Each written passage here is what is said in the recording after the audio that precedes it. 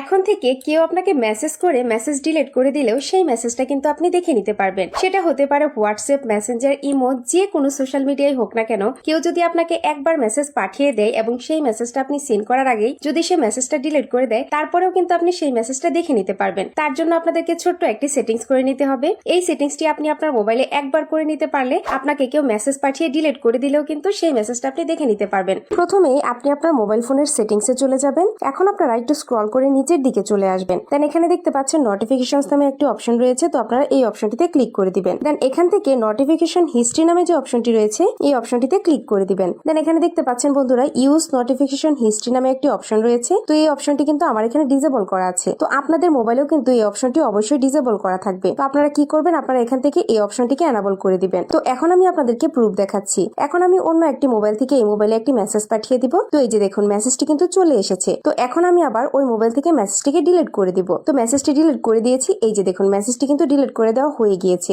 এখন সেই ডিলিট করা মেসেজটি দেখার জন্য আমি একটু ব্যাকে চলে আসবো। দেন আবারও নোটিফিকেশন হিস্ট্রি নামে যে অপশনটি রয়েছে এই অপশনটিতে ক্লিক করে দিব। দেন এখান থেকে মেসেঞ্জার নামে যে অপশনটি আছে এই অপশনটিতে ক্লিক করে দিব। এই যে দেখুন কে আমাকে মেসেজটি পাঠিয়েছিল এবং কি মেসেজটি পাঠিয়ে ডিলিট করে দিয়েছে সেটা কিন্তু এখানে চলে এসেছে। তো বন্ধুরা এভাবে কিন্তু খুব সহজে কেউ যদি আপনাকে মেসেজ পাঠিয়ে ডিলিট করেও দেয়, আপনি কিন্তু সেই মেসেজটি খুব সহজেই দেখে নিতে পারবেন। That's it.